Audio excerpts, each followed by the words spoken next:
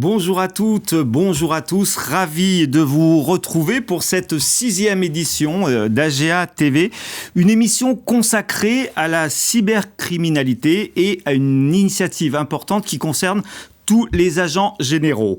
Alors, en 2019, l'ONU précisait qu'il y avait une cyberattaque toutes les 39 secondes dans le monde. En 2020, dans ce contexte effectivement de crise sanitaire, le nombre des cyberattaques a été multiplié par 4 selon l'ANSSI, l'Autorité nationale de la sécurité des systèmes d'information. Autre signe d'intensification de la menace cyber, la plateforme cybermalveillance.gouv.fr a enregistré une hausse de sa fréquentation de 155% en 2020. Ce sont plus de 10 000 entreprises qui sont venues y chercher de l'assistance à la suite d'une attaque. Dans ce contexte, même si le contexte est bien sûr, vous l'avez compris, mondialisé, il y a probablement une nécessaire sensibilisation de chacun, du pouvoir politique, on va le voir, des acteurs économiques et des acteurs de proximité dans nos communes, dans nos départements.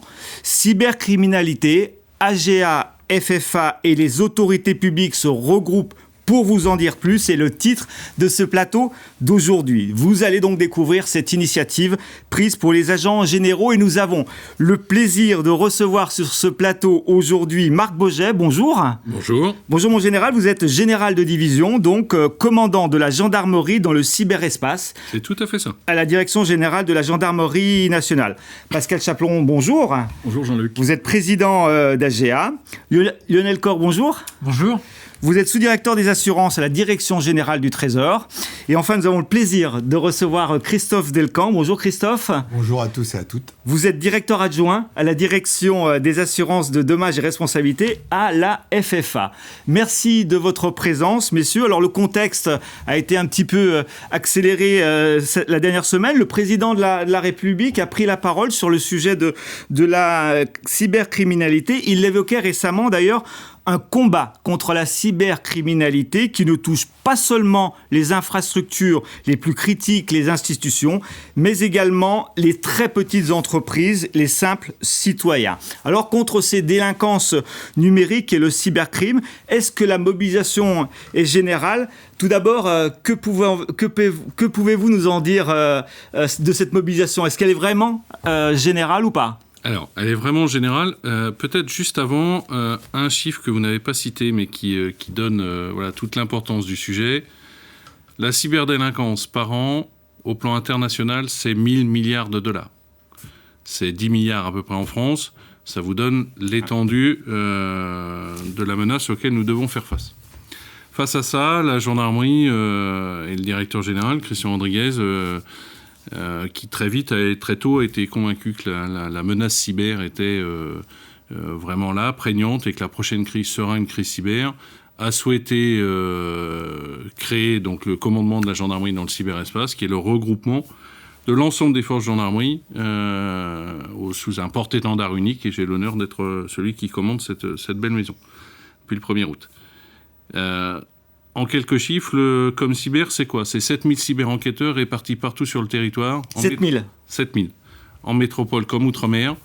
Et c'est ce qui fait la force de la gendarmerie, c'est cette allonge dans les territoires, que l'on combine avec une autre force qui est la capacité d'agréger ses moyens pour être capable de s'adapter à la menace. Enfin, quand Christian Rodriguez a créé ce comme cybergendre, puisque c'est son nom en raccourci, en abrégé, il lui a confié l'ensemble du champ de la partie prévention jusqu'à la partie répression, de façon à ce qu'il y ait des interactions permanentes entre l'ensemble des acteurs, signaux faibles remontant de la prévention, phénomènes particuliers détectés en enquête judiciaire et nécessitant une adaptation de la prévention. Donc un échange permanent. Et en mixant également à la fois les chasseurs, les pégistes, dans le langage policier, et puis les experts de haute technicité pour la partie technique. Les chasseurs de cyberhackers, je suppose, c'est bien cela ? Oui, c'est très clairement. D'accord. Des enquêteurs spécialisés. Des enquêteurs spécialisés sur les... Des enquêteurs spécialisés qui sont des enquêteurs chevronnés que l'on forme aux enquêtes sous pseudonyme. Il y a un certain nombre de techniques pour cela, pour aller chercher ces cyberdélinquants et les mettre en état de nuire. Donc je le disais, 7000, vous me disiez est-ce que la mobilisation est totale? Je vous le confirme, puisque l'objectif, rien qu'en gendarmerie, c'est de passer à 10 000 l'année prochaine, 10 000 cyber-enquêteurs. Et tout ça sert de base à la création voulue par le ministre de l'Intérieur, qui a mandaté le directeur général de la gendarmerie début août, pour créer un service à compétence nationale, police-gendarmerie, rattaché au ComCyberGenD, qui sera une structure mixte avec des policiers et des gendarmes, avec 2 visions principales. La première, qui va être de donner une visibilité ministérielle de haut niveau, tout ce qui est état de la menace, formation de l'état à la crise, réflexion sur les acquisitions, etc., etc. Et l'autre, ça sera une capacité d'appui judiciaire, avec une capacité d'appui sur le très haut du spectre, soit en enquêteur, soit en expert technique, pour venir appuyer en co-saisine des directeurs d'enquête ou police ou gendarmerie.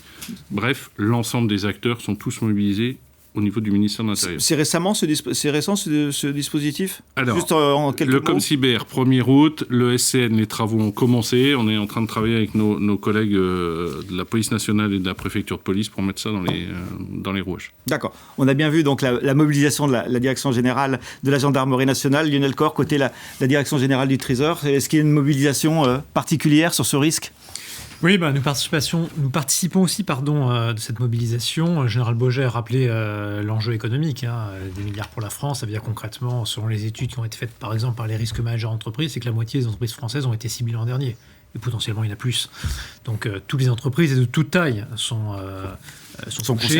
concernées. Et pour nous, c'est d'abord, pour le ministère de l'économie, un enjeu de résilience des entreprises. Pour une TPE, une PME, ça peut être un enjeu de vie et de mort, les conséquences d'une attaque cyber. Et on est intéressé à un deuxième titre, et c'est celui sur lequel on travaille au Trésor, et en particulier au sein de mon équipe, donc, nous sommes en charge de l'assurance. C'est le rôle que je peux jouer l'assurance pour contribuer à cette résilience. Sur le terrain, en sensibilisation, en portage de risque, en accompagnement en cas de sinistre. En évolution des compétences éventuellement. En évolution des compétences, on y reviendra. On y reviendra. Exactement. L'assurance cyber, ça existe, c'est déjà une réalité, mais c'est une réalité qui ne l'est pas encore pour beaucoup d'entreprises. Là encore, pour reprendre la dernière étude qui a été faite par les risques managers, on a à peu près la très grande majorité des grands groupes qui sont couverts, mais pas forcément beaucoup, finalement, en termes de montant et de ce que ça représente pour leur activité. Et alors, dès qu'on descend sur les ETI, très très majoritairement, elles ne sont pas couvertes, et les PME, pas du tout. Je ne parle même pas des TPE. Or, l'enjeu, il concerne, encore une fois, toutes les entreprises, et on l'a vu beaucoup, malheureusement, sur les phénomènes de rançon. On l'a vu, je parle au passé, mais on le voit malheureusement toujours au présent, sur les phénomènes de rançon sur une entreprise, ça touche des PME, c'est des TPE qui sont donc pas du tout couverts. Et quelle que soit leur activité, d'ailleurs, en plus. Exactement, quelle que soit leur activité. Géographique. Il n'y a pas d'entreprise sensible, pas sensible. En fait, tout le monde, toutes les entreprises sont concernées. Et donc, l'un de nos enjeux, c'est, à partir du moment où on pense que l'assurance, qui est déjà une réalité, peut jouer un rôle et peut certainement jouer un rôle accru pour les entreprises, c'est comment on en fait plus une réalité. Pour nous, pouvoir public, c'est un enjeu. Et donc, on a lancé un groupe de travail qui associe les acteurs du monde économique, mais aussi nos collègues de l'ANSSI, typiquement, de cybermalveillance, bref, les pouvoirs publics en général, qui nous occupons de ces enjeux d'assurance pour essayer d'identifier les freins et les leviers pour le développer, à savoir travailler sur les garanties, travailler sur la maîtrise, la régulation de ce risque pour en développer les capacités. Quand on maîtrise mieux, quand on comprend mieux, quand on évalue mieux le risque, c'est plus facile d'avoir des capacités d'assurance.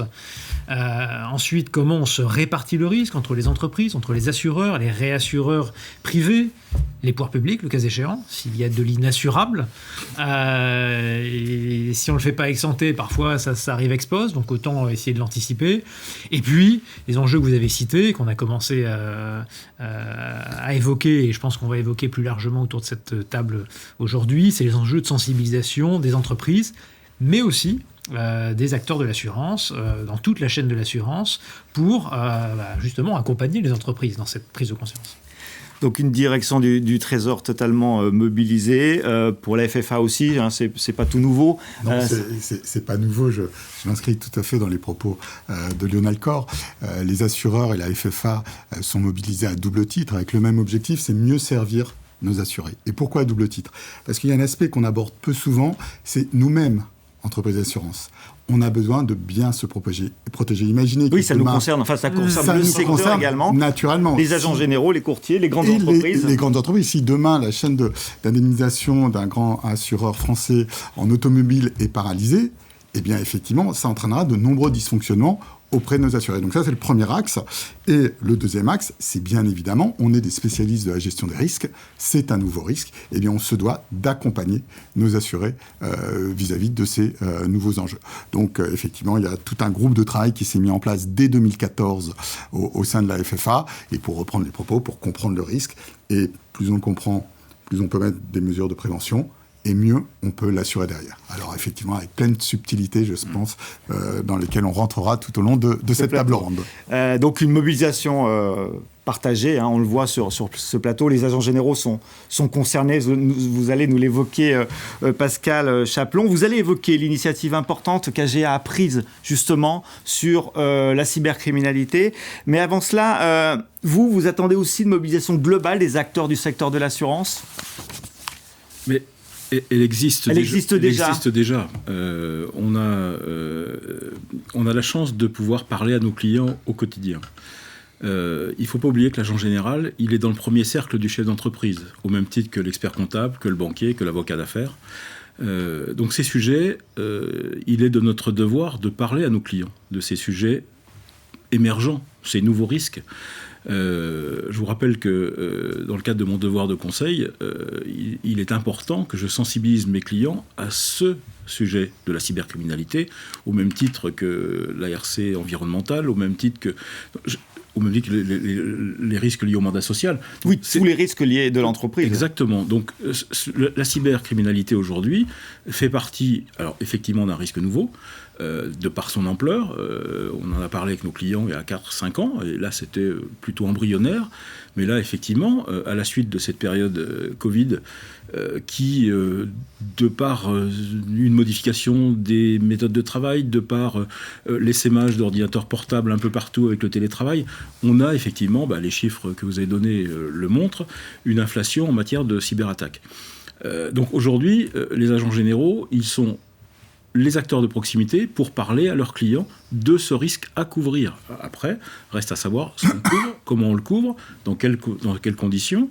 Donc il faut connaître ce risque, il faut essayer d'approcher, sans être un expert informatique. Sans être un expert informatique, mais la sensibilisation, il est important qu'on le fasse, d'où ce rapprochement qu'on a imaginé avec la gendarmerie et la FFA, qui sera l'objet de mes propos. On va vous en dire plus dans le courant de l'émission de cette initiative indispensable des trois acteurs ici présents. On peut parler concrètement des actions. Vous nous avez dressé un peu le panorama de la mobilisation de la gendarmerie nationale, Marc Boget. Est-ce qu'on peut parler des actions concrètes ? Et puis, est-ce que vous pouvez nous initier à la typologie aussi des attaques ? Est-ce qu'elles sont toutes homogènes ? Est-ce qu'elles sont hétérogènes ? Où ça se passe exactement ? Qu'est-ce qu'on peut dire là-dessus ? Alors, j'en ai parlé tout à l'heure. La gendarmerie, on œuvre à la fois sur le volet répression et sur le volet prévention. Pourquoi ? Parce qu'en fait, qu'est-ce que l'on peut constater en regardant la cyberdélinquance ? C'est qu'en fait, elle tape sur tout le spectre. Je vais avoir des escroqueries très simples, du phishing relativement basique et sur lequel... On se fait passer pour une entreprise. On se fait passer pour un notaire et on échange le RIB pour que le virement n'a pas sur le bon compte, etc., etc., etc. Et tout ça, c'est ma foi assez simple techniquement, j'entends. Et c'est pour ça qu'on travaille sur le volet prévention, parce qu'il y a des gestes simples, on aura l'occasion d'y revenir. À l'inverse, on a sur le très haut du spectre des hackers très très chevronnés qui mettent à jour de nouvelles vulnérabilités, qui exploitent de nouvelles vulnérabilités, ce qu'on appelle les 0D, vulnérabilités qui ne sont encore pas découvertes. Et là, au contraire, il me faut des experts de très haut vol pour arriver à les bloquer et empêcher que telle ou telle grande société, parce qu'en général, c'est plutôt extrêmement oui, s'attaque à des comptes un peu importants pour que le montant de la rançon soit particulièrement important. Eh bien, il faut arriver à les bloquer. Mais à côté de ça, nous avons aussi toute une frange intermédiaire qui sont des hackers moins chevronnés, qui vont aller faire leurs courses, pardonnez-moi l'expression. Je vais aller acheter une vulnérabilité à quelqu'un qui me la vend. Je vais aller acheter à quelqu'un de la puissance de calcul pour injecter chez des clients, pour scanner les clients éventuellement vulnérables. je vais acheter chez quelqu'un la capacité de me blanchir l'argent. Et après, je vais utiliser cette puissance de calcul, scanner les entreprises, et je rejoins complètement M. Corr. Il n'y a pas de petites entreprises qui sont protégées parce qu'elles sont petites. En fait, les cyberdélinquants scannent toute une plage en permanence, et dès qu'il y a une vulnérabilité possible, ils rentrent. Et derrière, font leurs méfaits, récupèrent leurs bénéfices. Il faut avoir en tête que pour un rançon logiciel en français, un ransomware en anglais, le retour sur investissement pour un cyberdélinquant est estimé entre 200 et 500%. Entre le coût que ça lui a généré et le retour de la rançon. Donc c'est plutôt extrêmement rentable, bénéfique. Si j'ai bien compris, voilà, je vous déconseille quand même de changer de métier. C'est que ça peut être éventuellement un peu dangereux. Mais voilà, donc on a vraiment une cyberdélinquance qui n'est pas du tout homogène. On a l'ensemble de la strate qui est couverte, et c'est pour ça qu'il a semblé important de rassembler l'ensemble sous le même patron, de façon à ce qu'on puisse couvrir l'ensemble du champ, qui est en prévention, qui est en répression simple, qui est en répression plus compliquée, qui est en répression sur le très haut du spectre. Christophe Delcan, vous pouvez compléter ce panorama effectué par le général ? Alors, je voudrais rebondir sur ce qui vient d'être dit, c'est que les grandes entreprises sont pareilles, on va dire, très schématiquement. Par contre, les TPE, non. Et on se rend compte que les attaques qui visent les grandes entreprises passent maintenant par leurs prestataires.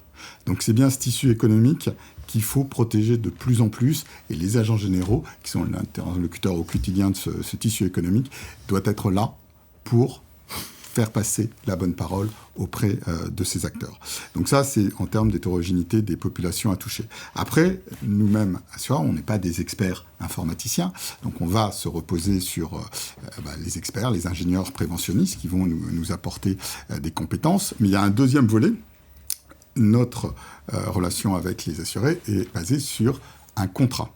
C'est une relation contractuelle, et il faut que les termes de ce contrat soient très clairs. Il faut que l'assureur sache très précisément ce qu'il assure, et l'assuré doit savoir aussi très précisément ce qu'il a acheté comme prestation.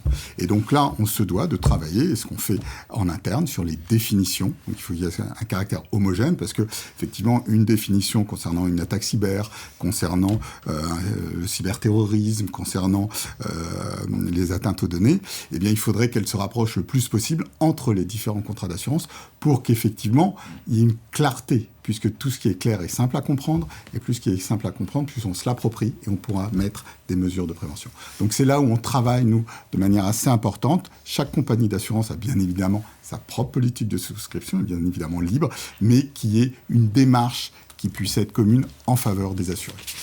Marc Boget, Christophe Delcan vient d'évoquer le mot prévention, l'anticipation des risques. Est-ce qu'il y a des gestes barrières pour cette cyberdélinquance ordinaire ? J'ai l'impression que vous ne l'avez pas nommée, mais qu'elle est à peu près installée partout.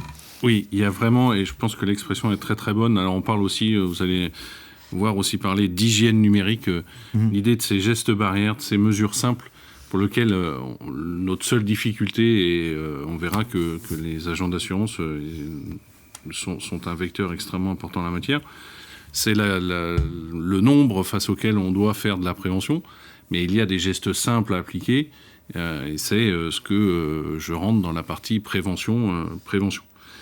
Derrière, M. Corr l'a dit, c'est pas... Alors on peut intervenir à l'issue de l'incident.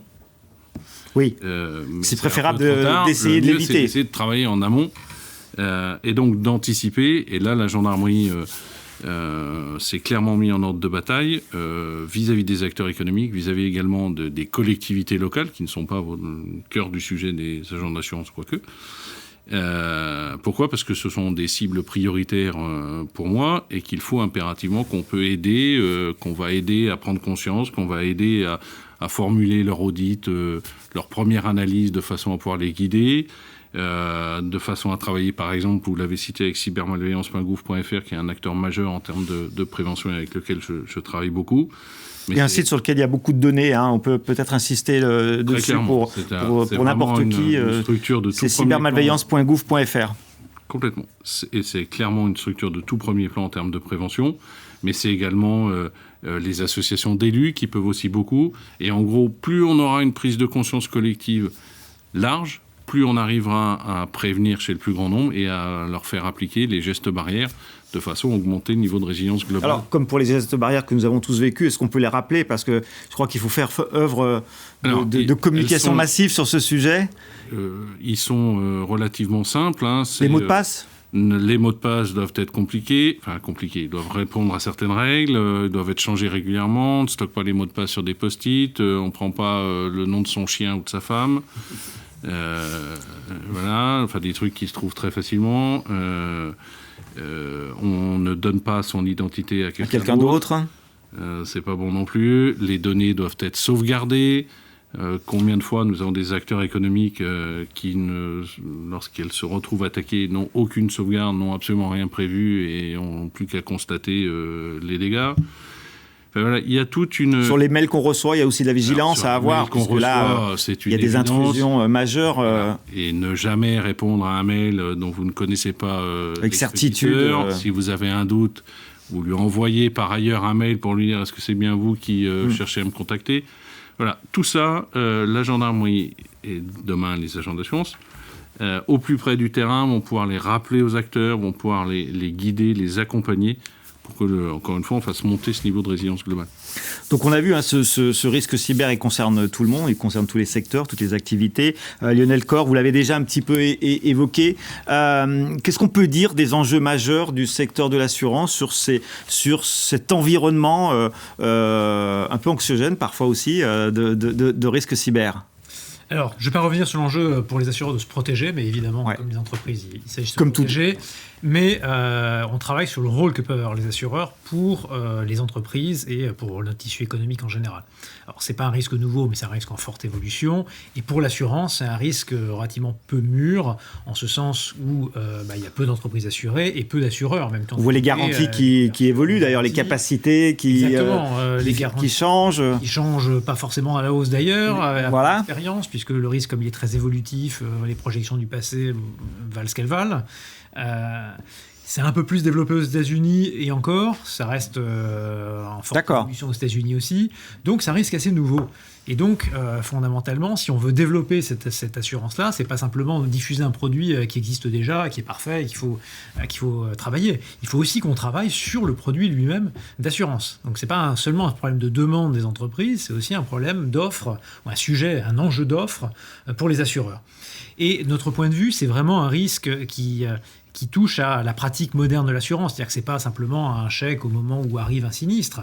C'est vraiment, et on le voit dans les bonnes expériences et les bonnes pratiques développées par les assureurs, c'est un rôle en amont et le volet de prévention est extrêmement important sur ce risque-là. On vient d'en parler et le général a rappelé, Boget a rappelé un certain nombre d'éléments, mais il y en aurait très nombreux et puis qui nécessitent, si on veut vraiment faire le travail complètement, de rentrer dans l'intimité des entreprises, d'examiner les process. Donc il y a un vrai travail de prévention. Évidemment, plus l'entreprise est grande et complexe, plus ces enjeux deviennent complexes pour les entreprises.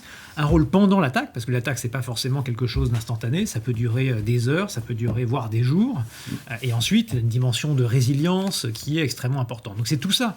Il faut appréhender dans le champ sur lequel l'assurance peut avoir un rôle à jouer. Et l'assurance, c'est pas uniquement les assureurs.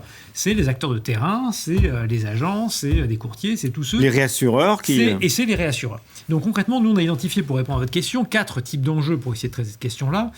C'est comme ça qu'on a structuré la concertation nationale qu'on a lancée en juillet et qui va durer jusqu'en janvier prochain. Donc avec tous les acteurs, et puis aussi on a fait un appel à toutes les entreprises, tous les Français pour contribuer aussi à notre réflexion.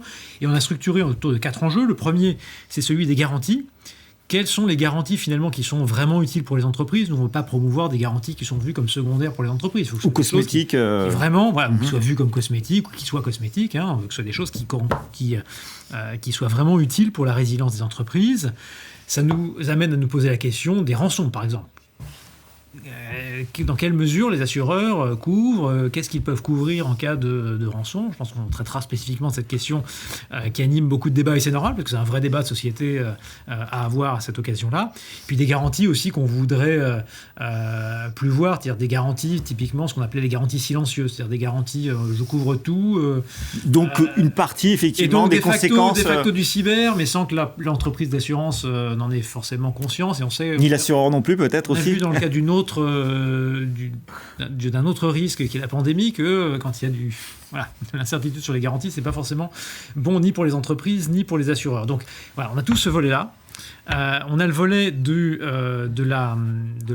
portage de risque par les assureurs et de leur maîtrise. On n'a aucune régulation spécifique ni au niveau français ni au niveau européen d'ailleurs sur le risque cyber. C'est pas une branche de l'assurance. Il n'y a pas de réglementation particulière. Il n'y a quasiment pas de réglementation particulière. Or, c'est un risque qui aujourd'hui c'est pas un risque majeur. C'est un risque majeur. Ça concerne tout le monde et il est assez spécifique quand même à bien des égards.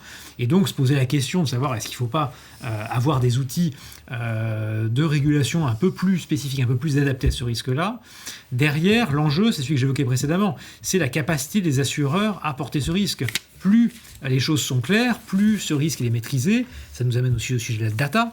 Comment on fait en sorte qu'on puisse avoir suffisamment de data parce que historiquement, les entreprises sont très discrètes quand elles sont attaquées. Il faut mieux essayer de ne pas en parler. Le problème, c'est que quand on n'en parle pas, on ne se fait pas aider. Quand on n'en parle pas, on n'a pas les données. Et quand on n'a pas les données, derrière, on n'a pas de recul. Et si on n'a pas de recul, on a du mal pour un assureur à estimer le risque et finalement à offrir des capacités et un prix décent.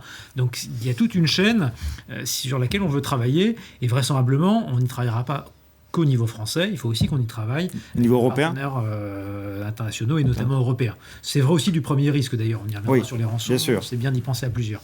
Troisième grand sujet, celui du portage de risque, parce que les assureurs ont un rôle à jouer, mais vous l'avez dit, les réassureurs vraisemblablement aussi, privés, des outils nouveaux de réassurance aussi, de marché peut-être.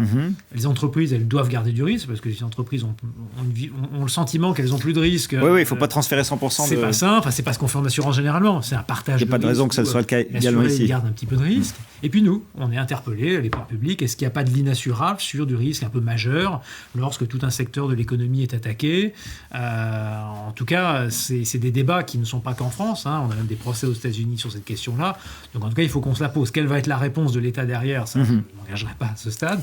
En tout cas, la question est posée. Et puis le dernier enjeu, c'est l'enjeu de la mobilisation de tout l'écosystème. Donc là, on revient notamment sur les sujets de demande, parce que si les entreprises n'ont pas conscience du risque, elles ne vont pas s'assurer, etc. Et puis, comment on se prépare tous collectivement à accompagner les entreprises. Ça veut dire des enjeux, d'une part, de sensibilisation, de formation, d'acteurs de l'assurance qui vont de la distribution, le conseil, les assureurs eux-mêmes, dans des services qui ont contact avec le client, mais aussi dans les services de gestion. Et là, c'est pas pour en faire des spécialistes du cyber, mais il faut déjà avoir en tête les enjeux pour avoir une chance de pouvoir conseiller l'entreprise, pour avoir une chance de pouvoir l'accompagner. Et puis, il faut des spécialistes aussi. Typiquement, pour faire de la prévention, pour accompagner une entreprise quand il y a une attaque, là, il faut des spécialistes. Si demain, on atteint notre objectif, c'est-à-dire que les entreprises se couvrent massivement, font le travail de prévention, est-ce qu'on aura les ingénieurs, les compétences qui vont avec, effectivement, c'est parce que le risque, c'est que si à un moment on arrive soit on est un frein finalement parce qu'on n'a plus les compétences pour développer cette assurance-là, soit ça se fasse ailleurs, avec des plateformes à l'étranger et autres, qui posent d'autres sujets à la fois en termes économiques et puis en termes de sécurité aussi. Donc on voit qu'effectivement... si on veut bien traiter le sujet, c'est pas seulement un sujet... qu'on peut prendre par un seul morceau. Merci en tout cas de cette exhaustivité concernant l'ensemble des enjeux et du secteur de l'assurance. Christophe Delcamp, concrètement, est-ce que ce risque est assurable ou pas ? Est-ce que vous pouvez un peu nous donner quelques éléments concrets ? Vous avez beaucoup d'expérience sur ce sujet ? Alors, la première des choses, je rebondirais sur la prévention. Aujourd'hui, sans prévention, pas d'assurance. C'est vraiment le changement de paradigme, c'est les années 2019-2020, augmentation des ransomware, l'impact de la crise sanitaire. Avant, je dirais entre début des années 2010, les assureurs pouvaient voir le cyber comme un levier de croissance dans un marché des risques d'entreprise qui était plutôt en décroissance. Aujourd'hui, clairement, on se pose des questions, c'est un vrai risque aggravé. Jusqu'où ? Quelles sont les limites ? Donc c'est assurable, mais prévention avant tout. Clairement. Et là, il faut qu'on bâtisse tout un écosystème. L'AFFA est membre fondateur de cybermalveillance.gouv.fr. On a lancé le label CyberExpert. Il faut, comme on l'a fait en incendie, il y a peut-être plus d'une centaine d'années avec les sprinklers, et les règles APSAD et autres, comme on l'a fait dans les années 50 sur la prévention automobile avec la sécurité routière. Eh bien, aujourd'hui, il faut qu'on réussisse tous ensemble, qu'on réussisse à monter cet écosystème de la prévention. Ça, c'est le point fondamentale qu'il faut réussir à bâtir le plus rapidement possible. Après, la deuxième point, et je vais peut-être vous le présenter schématiquement par un slide, et c'est ce qu'on a indiqué, les frais générateurs, très rapidement pour les agents généraux qui nous écoutent, il y en a deux. On a parlé des attaques, il ne faut pas oublier les erreurs. Les erreurs humaines sont couvertes également. La menace interne, c'est ça que vous évoquez ? Oui, ou pas forcément une menace, mais une erreur de codage. Une erreur de codage. Ça va se concrétiser par du phishing, par des attaques de DDoS, par des ransomware, et il va y avoir un grand nombre de conséquences dommageables. Ça peut être un incendie, ça peut être des vols de données, ça peut être de l'arrêt de l'exploitation, ça peut être des frais d'avocat, des frais de gestion de crise, etc. Ces conséquences dommageables, aujourd'hui, elles peuvent se retrouver dans tous les l'ensemble contrats de ces contrats que vous avez, les contrats cyber, incendie, PE, bris de machine, RC, PJ, fraude. C'est couverture silencieuse. Hein, Exactement. Et donc aujourd'hui, et la CPR avait attiré notre attention fin 2019 sur le sujet, si un assureur incendie a couvert il y a 10 ans une entreprise contre ce risque d'incendie, aujourd'hui, s'il y a une attaque cyber, eh bien, s'il y a un incendie, il est couvert. Mais on n'a pas pris la prime nécessaire pour couvrir ce risque, et on n'a pas conscience. Ça nous rappelle un certain nombre de... Voilà. Et donc, si on ne fait pas ce travail-là, on tombe dans ce qui a été évoqué, les silent cover ou couverture silencieuse, qu'il faut qu'on extirpe, si je peux me permettre, de tous les contrats. Ça, c'est vraiment un travail que font les assureurs en ce moment. Et ça, c'est engagé déjà. Oui, très clairement. Pourquoi ? Parce que derrière, l'analyse va être ce qu'on a identifié dans le contrat RC, par exemple. On le couvre ou on l'exclut ? On l'exclut ? OK. Est-ce qu'on le couvre par ailleurs ? On le couvre ? OK. Eh bien, sous quelles conditions ? Donc là, il y a des avenants qui sont envoyés aux entreprises. Donc il y a des travaux très importants, tout à fait, qui sont réalisés sur les contrats en ce moment. Et une fois et pourquoi ce travail est clé ? On a parlé de la prévention contre assureur, côté chasse au silent cover, effectivement, parce que derrière, ça veut dire quoi ? Si vous ne maîtrisez pas vos couvertures, et je ne vous ai pas mis le détail, mais de l'autre côté, on a tous parlé de l'augmentation de la fréquence et de l'intensité des attaques. Oui, toutes les 40 secondes, enfin, on a vu ça. Eh bien, effet ciseaux, derrière nous, assureurs, est-ce qu'on a les capacités ? Est-ce qu'on a effectivement des comptes de résultats, des bilans qui nous permettent d'aller payer tous ces sinistres ? Et c'est ce que j'ai mis, on a vraiment un risque de cumul d'engagement non maîtrisé. Et c'est vraiment là qu'il faut que les assureurs travaillent de manière très forte, parce que vous avez les réassureurs, vous avez la puissance publique qui nous demande de travailler ces sujets. Et on est en train de le faire. Et ce n'est pas pour embêter les agents généraux que les assureurs le font. C'est vraiment pour préserver l'image de marque de l'assurance, pour pas qu'on se retrouve effectivement dans des situations qu'on a pu connaître, pour bien expliquer aux assurés quelles sont leurs couvertures aujourd'hui. Et une fois qu'on aura fait tout ce travail, prévention, clarté des contrats, effectivement, peut-être qu'on pourra rebondir sur un développement de l'assurance, comme on l'a évoqué. Donc ça veut dire que tous les risques cyber doivent être exclusivement concentrés sur la garantie cyber, c'est bien ça ? Non, je ne peux pas vous dire ça. Ça va être peut-être une des conclusions, je ne sais pas, des groupes de travail évoqués par Lionel Corr. Simplement, il faut qu'on fasse ce travail de cartographie et de savoir comment on le traite. Après, effectivement, une fois qu'on aura fait ce travail, on pourra se dire... On pourra être plus serein sur l'analyse et sur l'offre. Est-ce qu'il va y avoir des freins qui peuvent se substituer et générer des problèmes ou pas sur l'offre en général ? Alors, les freins, côté assureur, je viens de vous les expliquer, c'est la maîtrise des engagements. Bien évidemment. Côté assuré, on les a expliqués, c'est la culture de risque, c'est également le point, parce que vraiment, je tiens à remercier Pascal et Karl Vestel qui a vraiment été à l'origine du projet, c'est que nous, en interne, on avait identifié, il y a 2 ans, comme un des freins au développement de l'assurance cyber, le manque de confiance des intermédiaires sur le sujet. Et là, on est clairement dans notre cœur de métier pour accompagner les agents généraux, les principaux distributeurs de l'assurance auprès des TPE-PME, pour monter en compétences. Donc ça, on espère qu'il sera levé sous peu. Les mesures de prévention, je les ai évoquées également très rapidement. Et puis enfin, côté pouvoir public, on reprendra, mais nous, clairement, sur des sujets qui sont complexes, l'assurabilité des rançons et l'assurabilité des amendes administratives, il faut que les pouvoirs publics, au niveau français et au niveau européen, se positionnent sur ce sujet-là. Nous, on aura d'autres éventuellement propositions à faire, mais c'est la première des choses. Et ça, c'est de manière très rapidement évoquée les différents freins qu'on peut identifier. Donc on va vous parler bien sûr dans quelques minutes de ce dont nous voulions vous parler au départ de cette émission, cette initiative pour les agents généraux. Avant cela, Pascal Chaplon, vous l'avez déjà un petit peu dit, mais l'idée c'est pas que les agents généraux deviennent des spécialistes informatiques, on est bien d'accord, mais est-ce qu'ils peuvent quand même néanmoins, n'étant pas ces experts informatiques, accompagner leurs clients sur le terrain concernant ces cyber-risques ? Bien sûr, mais il est hors de question que les agents deviennent des spécialistes informatiques. Ce ne sont pas leur métier. Et je crois qu'il faut garder et laisser faire les spécialistes, les gens qui savent, effectivement. Aux bons endroits. Par contre, l'agent général, effectivement, il aura la discussion d'anticipation avec son client, de sensibilisation, de connaissances, parce que l'entreprise, encore une fois, en fonction du type d'activité, la réponse assurantielle ne sera pas forcément la même. L'exposition n'est pas la même non plus. Moi, ce que j'espère, c'est qu'on arrivera très vite, à travers les travaux qu'on souhaite mener ensemble, d'avoir une petite checklist en peu de questions qui permettent déjà d'identifier quelques pratiques dans l'entreprise. Quand on l'a dit tout à l'heure, moi je m'amuse à le faire avec mes clients, c'est très simple. Vous changez vos mots de passe tous les combien ? Une fois par an. Ah bon et vos collaborateurs ? Je sais pas. Pas de consigne ? Non, pas de consigne. Donc on a ce scénario. Ces fameux gestes barrières qu'on évoquait tout à l'heure. Et des choses simples qui peuvent être faites. Donc ça sera les enjeux de notre collaboration, c'est de livrer des outils, de donner quelques bonnes pratiques, et puis peut-être aussi d'accompagner l'agent dans la découverte du risque, parce que c'est effectivement un risque nouveau.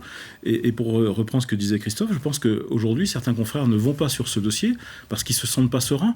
Et c'est difficile d'aborder le risque de cybercriminalité ou de cybersécurité, en fonction du côté où on se place, chez un client. Donc l'idée c'est ça, c'est d'accompagner, et je pense que ça va faire partie de... Ça va être un des rôles majeurs des agents généraux dans les mois, dans les années à venir. Alors, quand on a préparé cette émission, on a eu des questions des agents généraux, dont une: quelles démarches doivent être effectuées lorsque le SI d'une entreprise cliente est prise en otage par un cyber pirate, mon général? Qu'est-ce que vous pouvez donner comme conseil? C'est une excellente question. Alors, ça doit arriver, puisqu'effectivement, ça... C'est une excellente question. Alors, je vous propose qu'on trouve la réponse ensemble. Plusieurs options. Vous êtes attaqué, vous êtes sous la prise en otage par un cyberpirate. Que pouvez-vous faire? Ne rien dire, ne rien faire et payer. C'est une question de moyens, je ne suis pas sûr que ça soit la meilleure solution. Surtout que, je vous rassure, si le cyberpirate y a goûté une fois, normalement, il y reviendra. Passer par une société qui va vous faire de la remédiation pour vous faire monter votre niveau de résilience, très bien. Vous travaillez sur le long terme, mais... Sur le coup, ça ne sert à pas grand-chose. Sur le coup, ça ne sert pas à grand-chose. Troisième solution, et vous avez bien compris que c'est celle-là que je vous conseille, signaler tout de suite et déposer plainte tout de suite. Immédiatement. Immédiatement. Pourquoi? Je suis capable d'agréger mes ressources et de faire monter une équipe de la bonne taille avec les bons experts sur l'intervention tout de suite. Je suis capable de faire ce qu'on appelle, comme pour la délinquance classique, le gel des lieux. C'est-à-dire, je récupère, mais cette fois c'est un gel des lieux numériques, pour la récupération des traces, la récupération des logs, etc. Ce qui me permet derrière d'enquiller tout de suite l'enquête judiciaire pour tenter d'identifier l'auteur et mettre fin à ces agissements.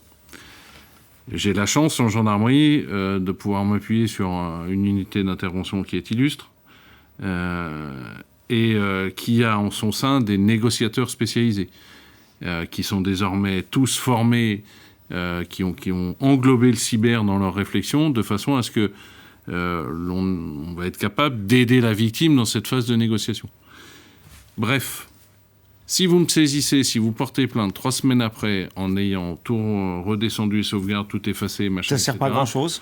Je suis poli, je vais prendre votre plainte. Ouais, ça va être diablement en termes d'efficacité... Ça va être diablement compliqué pour trouver quelque chose. Si maintenant vous me saisissez tout de suite, ça me permet tout de suite de monter, d'enquiller la phase judiciaire, de sauvegarder toutes les données. Monsieur Corr en a parlé tout à l'heure. et tout de suite de commencer le travail judiciaire. C'est évidemment cette troisième option qu'il faut. Donc on appelle la gendarmerie la plus proche, c'est ça? N'importe où. Vous pouvez taper à la porte de la gendarmerie de vos résidences. Vous pouvez, pour ceux qui sont plus à l'aise avec le vecteur numérique, vous avez magendarmerie.fr. Vous avez des officiers de police judiciaire H24, 7 jours sur 7, 365 jours par an, qui sont là, qui vous répondent, qui vous réorientent, qui prennent les premiers éléments, etc. Et qui vous orienteront en fonction du niveau de l'attaque. Tout à fait. Je suppose que... Que ce soit par le numérique, que ce soit en physique, vous avez quelqu'un qui prend votre plainte et qui tout de suite, en interne, parce que c'est l'avantage d'être militaire, les directives sont un peu claires, tout de suite fait remonter et tout de suite on agit. Alors, mon général, le dépôt de plainte numérique est possible en ligne? Alors, non, le dépôt de plainte numérique n'est pas encore possible. Ça viendra. Il y a de très gros travaux police-gendarmerie sur le coup pour le coup. Mais clairement, avant le dépôt de plainte, ne cherchez même pas à vous poser la question. Voyez la gendarmerie, contactez la gendarmerie. Derrière, nous, on prend la suite. On se déplace, on fait agir les experts, on vous prend la plainte et on commence tout de suite la procédure judiciaire. D'accord. Donc on commence tout de suite, c'est le message clé. C'est mon credo. Voilà. Donc, je rappelle juste... À bon entendeur, Pascal Chaplon, on va enfin en parler de cette initiative prise pour les agents généraux d'assurance. On a dressé un petit peu, vous avez dressé le contexte, la mobilisation générale que vous traduisez par des choses très concrètes, très, très efficientes. Alors, donc Pascal Chaplon... Un partenariat avec AGA, bien sûr, avec la Fédération française de l'assurance, avec, nous l'avons compris, la gendarmerie nationale. Pourquoi, Pascal Chaplon, avoir travaillé à ce partenariat? Et puis vous allez nous dire un petit peu ce qui est à l'intérieur. Alors, avant de passer au pourquoi, on peut initier le comment. Je crois qu'on vient de faire un constat important. Aujourd'hui, nos entreprises sont en risque, les clients sont en risque. Il était important que la fédération, aujourd'hui, se saisisse de ce nouveau risque. La fédération, aujourd'hui, elle doit être également source de propositions et force de propositions auprès de nos adhérents. On a eu la chance de rencontrer le général Xavier Guimard par le biais d'un confrère qui le connaissait très bien, et on a échangé sur ce sujet. À partir de là, nous avons lancé une mission au sein de notre fédération, et je remercie... Carl Vestel qui a piloté ce travail dans le détail, avec une analyse des forces en présence, une analyse des offres, une analyse des solutions d'assurance, une analyse du comportement des différentes compagnies, une analyse du comportement des différents agents généraux qui peuvent être acteurs sur ce marché. Et là, on s'est rapproché tout naturellement de la direction de la gendarmerie nationale pour pouvoir essayer de construire ce partenariat et d'instaurer dans le temps un certain nombre de missions qu'on va se donner. On s'est rapproché bien sûr de la FFA puisque il y a des solutions aujourd'hui qui avaient été évoquées. Christophe l'a dit, il y a des préoccupations en matière de garantie, en matière de type de contrat. Et puis nous avons eu l'occasion d'en parler avec Lionel il y a peu de temps. Puisque un groupe de travail existe au sein de la direction générale du Trésor et nous allons d'ailleurs activement participer à ce groupe de travail. On participe activement à ce groupe de travail. Pour venir au pourquoi, tout simplement parce que je pense que la fédération aujourd'hui, elle doit être facilitatrice d'un certain nombre de choses. Elle doit accompagner ses adhérents. Et sur ce sujet, on a une volonté d'être au plus près de notre métier, mais au plus près également des risques qui peuvent être des risques qui vont apparaître au fur et à mesure du temps. Vous savez, je crois que on a vécu un moment difficile avec le risque pandémique. On a vu qu'il y avait un peu de flottement en matière d'assurance. On ne veut pas le reproduire dans le risque cyber, parce que ce risque cyber peut être au moins aussi grave que le risque pandémique, voire plus, parce que les conséquences financières peuvent être dramatiques. Les agents généraux, aujourd'hui, vendent de la perte d'exploitation suite à un incendie à un client. Il est coupable de ne pas se préoccuper de ce risque cyber.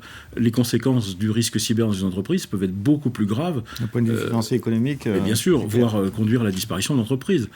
Et puis je vous rappelle également qu'on a aussi une règle liée à RGPD, de diffusion des informations, quand on a subi une cyberattaque. Enfin, il y a un environnement qui aujourd'hui nous a conduit à nous positionner sur ce sujet pour aller essayer de mettre en place ce partenariat qui, on peut effectivement l'annoncer en avant-première à nos auditeurs et aux agents généraux qui nous écoutent, qu'il sera signé d'ici la fin du mois, tout à fait officiellement. Donc la fin du mois de septembre. Juste un petit complément, Pascal Chaplon, toutes les compagnies ont des garanties, des produits de risque cyber ? Alors toutes les compagnies n'ont pas forcément une garantie cyber. Alors il y a des compagnies qui ont des garanties par inclusion. Donc, d'accord, c'est ça plus nécessite, compliqué c'est un petit peu plus compliqué. Le contrat cyber identifié en disant c'est un contrat qui ne couvre que la garantie cyber, toutes les compagnies n'en sont pas équipées aujourd'hui. Par contre, on a des compagnies qui ont, sur des multirisques professionnels par exemple, ont mis des garanties par inclusion. Alors, c'est un morceau de garantie, c'est pas complètement une garantie. Il faut qu'on soit prudent sur ça parce qu'il ne faut pas donner l'illusion au client qu'il est assuré pour une... Alors, encore une fois, c'est bien parce que ça permet d'échanger avec le client sur cette garantie qui est au contrat. Mais il faut vite faire autre chose parce que cette garantie est totalement insuffisante. Donc vos propos signalent qu'il est urgent en fait de se former à ce type de menaces et de risques. Il faut se former, il ne faut pas hésiter à aborder le sujet avec nos clients, il faut aller visiter les risques, il faut rencontrer les responsables informatiques dans les entreprises. Encore une fois, ce risque, il n'est pas plus difficile à souscrire que de souscrire un risque industriel en incendie. Il est simplement nouveau. Il est par nature un petit peu plus complexe parce que c'est un ennemi invisible. Donc on a un peu de mal à cerner. Derrière, le montant de la garantie est difficile à identifier, à garantir. Quelle est la valeur de garantie que je donne à mon client ? Il fait 30 millions de chiffre d'affaires, il fait 500 000 euros de chiffre d'affaires. Qu'est-ce que je lui donne comme garantie proportionnellement ? En fonction de son activité, c'est difficile. Et c'est là où on a besoin d'être accompagné et d'aller chercher des experts en prévention. Mais ça, on sait le faire puisqu'on le fait déjà dans d'autres domaines. Et on aura, j'espère, dans le cadre de ce partenariat, un appui très fort des cybergendarmes puisqu'on a la chance d'avoir 12 000 agents généraux. 7 000. Voilà. Donc, 7 et 12, 19. Si à 19 000, on n'arrive pas à parler à nos clients du risque cyber, c'est qu'on n'est pas bon. Donc c'est ça, l'essence du partenariat, donc c'est une montée en compétence Absolument. Des agents, une sensibilisation et une montée en compétence des agents généraux sur le sujet qui concerne leurs clients, la cybercriminalité. Oui, j'insiste. Et puis c'est un dispositif d'accompagnement, c'est ça ? Absolument, c'est un sujet sur lequel on va pouvoir aller au plus proche de nos confrères et de nos clients chez l'entreprise. Ça sera intéressant de pouvoir rencontrer des clients également, ou parler d'expérience avec eux, parce que pour certains, ils ont déjà mis en place des choses qui sont en matière de prévention, tout simple. Comment je pilote mon système informatique, comment je pilote ma prévention informatique. On a envie d'entendre des clients parler, mais on a aussi envie d'entendre ceux qui traquent les malfaiteurs et savoir aussi comment ça s'est passé et avoir quelques exemples qui peuvent être intéressants qu'on pourra répercuter à nos clients en disant attention, sur ce point-là, il y a sensibilité. Alors, nos agents généraux sont toujours très, très concrets dans leurs questions quand on a préparé l'émission. Alors, ils nous demandent s'il y a une demande de rançon, que doit faire l'entreprise ? On l'a un petit peu évoqué tout à l'heure, mais quelle est la position des compagnies sur ce sujet ? Qui veut répondre ? Qui se lance ? Je ne parlerai pas pour les compagnies. Bien sûr, mais sur la première partie... Je ne parlerai pas pour le président non plus. Voilà. Pour la première partie de la question... Déjà, on ne le répétera jamais assez, mais portez plainte. Portez plainte. Mais qu'est-ce qu'on... Oui, on va le redire, on porte plainte. On paye ou on ne paye pas ? Et ensuite, on contacte son assureur. Parce que, ou son agent général, parce qu'il y a des garanties d'assurance et qui ne sont pas forcément le paiement de la rançon. Tout à fait, c'est important. Et Christophe Delcan complétera là-dessus. Mais au contrat d'assurance, alors espérons-le sur des garanties bien identifiées et bien claires, plutôt qu'aller chercher à droite à gauche ce qu'on peut trouver, mais on a des garanties qui touchent à des frais d'expertise, des frais d'assistance technique, qui peut d'ailleurs être en complément de ce que peuvent faire les forces de l'ordre, des frais de protection juridique, des frais de traitement des données. Les sujets de données sont clés bien souvent dans ces attaques. Des frais de traitement de la restauration, donc là on est déjà un petit peu dans la remédiation, bref. Ouais. Donc il y a beaucoup quand même de garanties qui peuvent jouer à ce moment-là.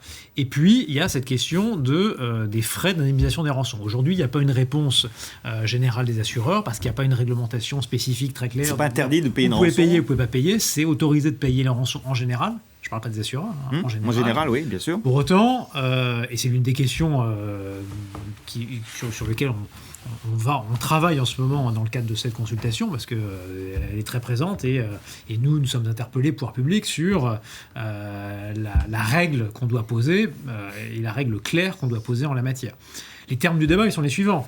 Soit on autorise les compagnies d'assurance à payer les rançons de façon extrêmement large, et le risque, c'est que ça encourage les pirates à revenir. En plus, si on solvabilise les entreprises, on donne un signal. Et à contrario, interdire le paiement des rançons par les assureurs, ça pose au moins deux problèmes. Déjà, c'est pas interdit en général de payer les rançons. Donc, est-ce qu'il faut aller sur l'interdiction du paiement des rançons ? Et ça pose un tas de problèmes de société qui sont un peu compliqués à traiter. En tout cas, qui ne sont pas les problèmes de l'assurance. Ça dépasse largement le sujet de l'assurance. Et puis, il y a surtout aussi le risque que cette assurance, elle se développe, mais ailleurs. Et qu'on commence à aller s'assurer ailleurs qu'en Europe, ailleurs qu'en France, en Grande-Bretagne. Dans des endroits un petit peu exotiques. Ou des endroits plus exotiques. Et pour nous, à la fois en termes de développement de l'assurance et puis pour l'action des pouvoirs publics, c'est pas forcément une bonne chose. Et donc, il faut qu'on navigue entre ces deux écueils.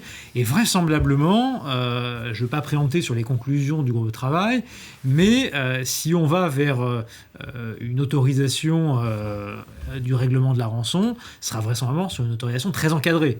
Et l'une des règles typiquement qu'on risque de poser, c'est de déposer plainte. Très bien.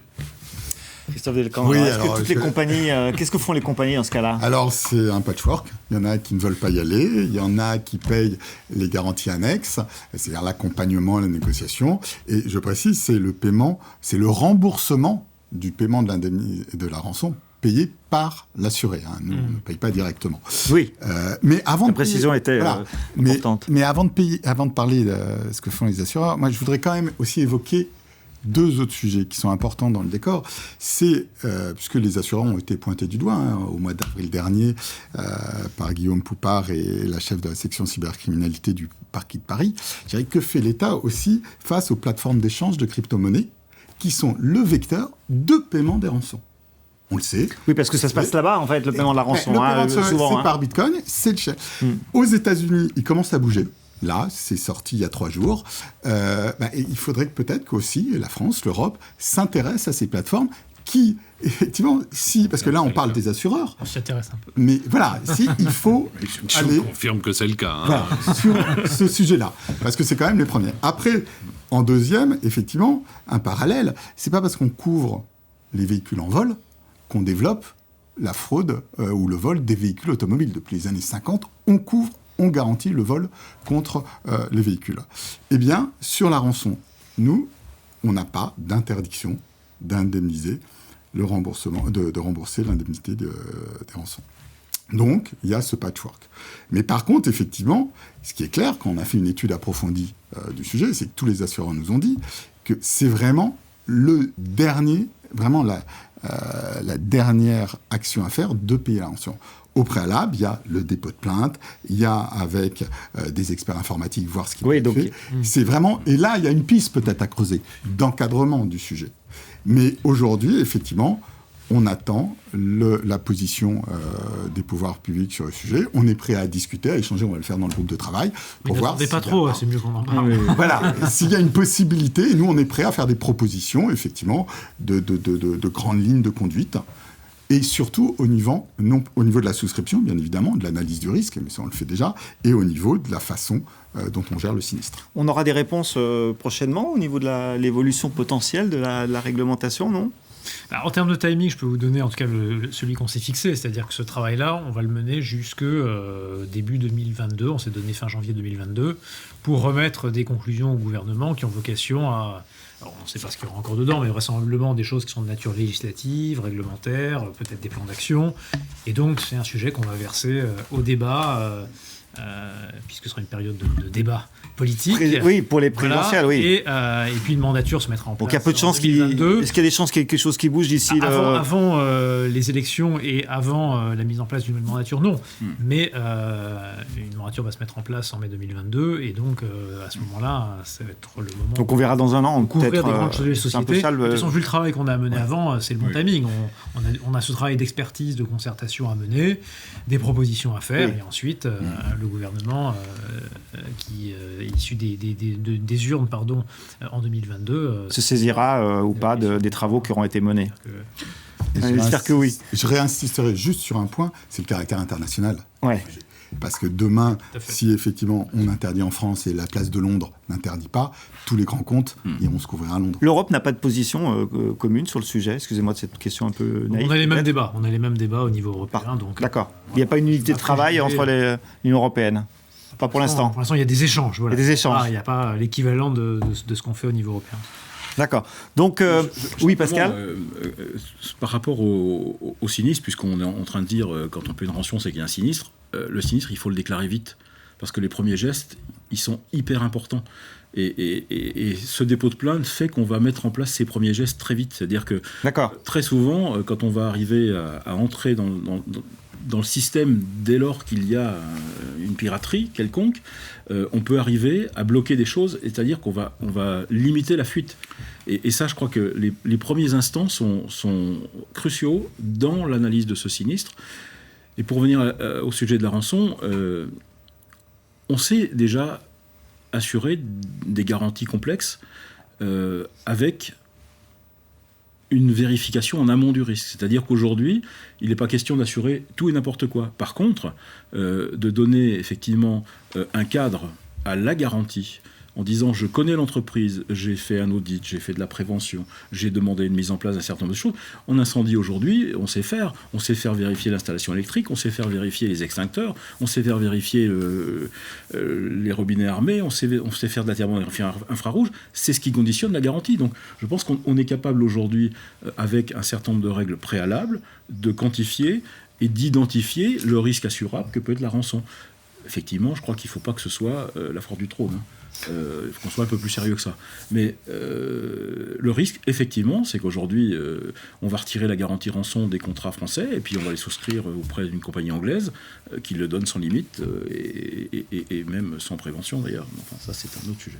C'est très clair. Alors, il nous reste 10 minutes pour terminer ce plateau. Donc, les agents généraux ont eu l'information en exclusivité de ce partenariat entre AGA, la FFA et la gendarmerie nationale. En quelques mots, est-ce que vous pouvez nous dire, Marc Boget, c'est quoi le bénéfice pour votre institution de ce type de partenariat ?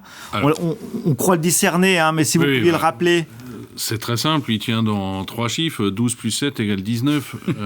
C'est plus on est nombreux, plus on est fort. Plus on est nombreux, plus j'ai de relais de mon action en termes de prévention. Pascal l'a dit, l'agent d'assurance est dans le premier cercle du chef d'entreprise, c'est une de mes cibles prioritaires en termes de prévention, même que les collectivités locales, j'en ai parlé. Plus l'information pourra passer, plus ils pourront se prémunir en amont, et moins nous auront d'attaques désastreuses à constater, puisque le principe... c'est un maillage. Dans la cyber comme ailleurs, vous montez le niveau de complexité pour le cyberdélinquant. Le cyberdélinquant, comme le cambrioleur, va taper... Il va changer de porte, en fait. Il va changer de porte, de quartier. Là où c'est plus simple. D'accord. Juste, je souligne avec un grand intérêt que vous avez tous commencé par le dépôt de plainte, ce qui est évidemment ce qu'il faut faire avant toute autre chose. Il faut essayer de le marteler aux agents d'assurance qui nous entendent, puisque très souvent, il y a plein de choses qui sont faites avant et le dépôt de plainte arrive 15 jours après. Vous avez compris que ce n'est pas du tout le même effet. Donc le dépôt de plainte. Christophe Delcamp, c'est quoi pour votre institution, la FFA, le bénéfice, entre guillemets, de ce partenariat ? C'est le bénéfice pour les assurés et pour les assureurs d'avoir un marché fluide qui travaille normalement, sans à-coups, et qui permettent d'apporter un vrai service à l'économie en général pour qu'effectivement il y ait une meilleure résilience de l'économie française, puisqu'effectivement c'est celle dont on parle le plus, et que ça soit un avantage compétitif de notre économie vis-à-vis d'autres. Et je tiens aussi à saluer, on n'a pas assez fait, l'ANSSI, qui est quand même le fer de lance et qui est vraiment par rapport à toutes les autres autorités nationales, et je pense une des meilleures. Et grâce à elle, on a vraiment 2 ou 3 coups d'avance par rapport à nos compétiteurs économiques. Pascal Chaplon, c'est quoi le bénéfice pour AGA ? On le discerne, mais en synthèse, aujourd'hui, en quelques mots. En quelques mots, c'est de répondre à un phénomène sociétal. Aujourd'hui, ce cyber-risque, c'est un phénomène sociétal. Et puis vous savez, les agents généraux sont des femmes et des hommes de terrain. et c'était tout à fait naturel de se rapprocher des hommes et des femmes de terrain au sein de la gendarmerie. On se doit de travailler à la protection et à la préservation de l'activité de nos clients. Au même titre qu'on le fait en IRD, il faut le faire aussi sur ces risques cyber. Et la fédération doit être porteur de projet, et en l'occurrence, ce partenariat est un très beau projet que l'on va porter, avec un programme de formation. On va proposer aux agents généraux d'accéder à de la formation sur ce risque cyber. Alors on le fera vraisemblablement conjointement avec la gendarmerie. On doit aussi essayer de vulgariser ce risque, qui est un risque complexe. Donc on va essayer d'apporter des outils et des éléments de vulgarisation et de communication. Et puis, soyons honnêtes, c'est aussi un axe commercial important pour les agents généraux, puisque c'est un marché qui est plutôt vierge en matière de conquête. Voilà, donc soyons pas ennemis de nos intérêts. Parfait. On voit clairement les intérêts, entre guillemets, la mobilisation générale et puis les intérêts de chacun pour ce partenariat. Il est temps de conclure, messieurs. On va essayer de se projeter. Alors, on l'a un petit peu esquissé avec Lionel Cor tout à l'heure, mais on va essayer de se projeter sur cette cybercriminalité, ces cyber-risques, ou en tout cas sur les travaux que vous menez. Comment peut-on se projeter dans le temps? Lionel Cor, vous l'avez déjà un petit peu évoqué, il ne se passera pas grand-chose. Il y a une mobilisation, il y a des travaux, il y a des ateliers, mais concrètement, il n'y aura pas d'évolution de la réglementation avant le changement, l'évolution des présidentielles de mai 2022, c'est ça? Oui, mais c'est pas pour ça qu'il va rien se passer. C'est maintenant qu'il faut travailler, c'est maintenant qu'il faut contribuer. Typiquement, ce partenariat, on le salue parce que il participe de cette mobilisation, et la mobilisation, il ne faut pas attendre mai 2022. Donc il y a une mobilisation des acteurs. Parce que les pirates, ils n'attendent pas mai 2022. Ils sont en travail. Donc nous, il faut qu'on travaille, il faut qu'on se mobilise, et il faut le faire sans attendre. Et typiquement, c'est important que les acteurs de terrain de l'assurance se mobilisent, et on y est particulièrement sensible parce que les agents généraux sont très implantés typiquement auprès de nos PME, de nos TPE sur le terrain. On vous cite un chiffre, sur les 140 000 PME qui font entre 10 et 15 millions de chiffre d'affaires, il y en a 362 qui sont assurés. Donc autant dire que la pente, le levier il est important, et donc on compte sur vous, et ça pour le coup, voilà, il ne faut pas qu'on attende mai 2022. Voilà. Après, pour nos travaux et l'évolution de la réglementation, c'était ça dont je voulais parler. Ce sera pas avant l'été 2022. Nos conclusions, je l'ai dit, je le rappelle, donc on a vocation à les rendre en janvier. Pour des conclusions en janvier, ça veut dire que les idées, il faut qu'elles arrivent maintenant. Donc je renouvelle notre appel à idées, à contribution. De la part notamment des entreprises qui ont vécu, qui sont sensibilisés, qui sont plus ou moins spécialistes de ce risque, de contribuer à nos travaux. Donc une forte mobilisation, Christophe Delcamp, c'est quoi les prochaines étapes également? Déjà, la prochaine étape, et ça, je parle aux agents généraux, c'est vrai que le renouvellement au 1er janvier au 31 décembre est clé pour les agents qui sont sur le marché des risques d'entreprise. Et comme vous l'avez constaté, après cette heure de débat, on est en plein travail. Ces travaux n'aboutiront pas pour le 31 décembre, donc il peut y avoir des politiques parfois erratiques ou de certaines compagnies, mais c'est pour mieux se préparer et pour mieux rebondir sur 2022. Donc clairement, on travaille. Il peut y avoir des choses par la législation, par la réglementation, par la mobilisation, par des partenariats. Donc voilà, on est en ordre de marche, et il faut qu'on ait une visibilité avec nos amis réassureurs sur le sujet en 2022. En général, c'est quoi votre projection dans le temps par rapport à... Très clairement, je ne vais pas attendre 2022, n'étant pas soumis à quoi que ce soit de ce côté-là. Moi, la gendarmerie, on est déjà en ordre de marche. Les travaux ont déjà commencé. Les 7 000 dont vous parliez, ils sont là. Ils sont déjà là, des hommes et des femmes répartis partout sur le territoire. Les travaux avec la sphère assurance a déjà commencé. Pascal et Christophe étaient là pour en témoigner. Et très clairement, l'objectif, et je martèle le message, mais parce que c'est important, en cas d'incident, frappez à la porte d'une gendarmerie, tapez magendarmerie.fr, peu importe quel que soit le vecteur. Même s'il n'y a pas encore le dépôt de plainte numérique, mais ça va venir. Ne vous inquiétez pas. Il faut y aller. Et puis ce n'est pas une condition sine qua non. C'est pas une condition. C'est une condition sine qua non, c'est qu'on puisse intervenir au plus vite. Et ce partenariat avec les assureurs, moi j'y crois beaucoup. Parce que c'est une façon de démultiplier l'action et de relayer, de sensibiliser vos clients, vous agents d'assurance, qui sont aussi ma cible prioritaire des acteurs économiques. prévention, intervention rapide, hein, c'était, je crois, deux mots-clés, mobilisation aussi des acteurs économiques et du tissu. Pascal Chaplon, pour conclure sur cette belle initiative et sur ce sujet. J'espère qu'il y en aura d'autres. Je crois que c'est un exemple typique pour répondre au plus proche du terrain, au plus proche des attentes de nos adhérents. Ce partenariat, c'est un exemple flagrant. On a eu l'occasion la semaine dernière de présenter ce projet à des agents généraux lors d'une réunion en Nouvelle-Aquitaine. Cette semaine, on a déjà des demandes d'agents généraux en disant où est-ce qu'on peut s'inscrire à une formation sur ce sujet. Donc ça veut dire quelque part... Ça, c'est du concret au moins. Hein, c'est concret. On est effectivement... Coup, alors, un peu pris de court, parce que la formation n'est pas prête, mais ça va accélérer. Et je passe un message aux collaborateurs de la fédération, il va falloir qu'on accélère sur ce domaine. Mais sur ce point, on a réellement répondu à une attente et on va combler un vide dans les agences générales sur un sujet où on sent que les agents sentent qu'il y a nécessité, qu'il y a urgence, mais n'ont pas forcément les arguments, les outils mis à disposition par les compagnies mandantes pour aller répondre à ce qu'attendra ce client qui lui aussi est demandeur et pose des questions. Et notre rôle, c'est justement d'amalgamer tout ce type de réponse, d'apporter la formation aux agents généraux nécessaires, de les rendre plus à l'aise sur ce marché. Mais je crains que malheureusement, on ait d'autres sujets à aborder, parce que les phénomènes sociétaux, on en aura d'autres. On est dans un monde d'immédiateté, donc tout ce qui est immédiat est souvent un peu difficile à contrôler. Et voilà, donc je crois qu'on est dans notre rôle d'accompagnement de nos adhérents, et je remercie très très sincèrement la gendarmerie d'avoir accepté ce partenariat. La FFA bien sûr, mais la FFA on est habitué déjà à travailler ensemble, moins avec la gendarmerie. Merci pour votre collaboration. Plaisir, c'est partagé. Et c'est un beau partenariat qu'on va faire vivre, et on vous rendra compte d'ailleurs de son utilisation, puisque c'est important aussi de dire quand ça marche et quand ça marche pas.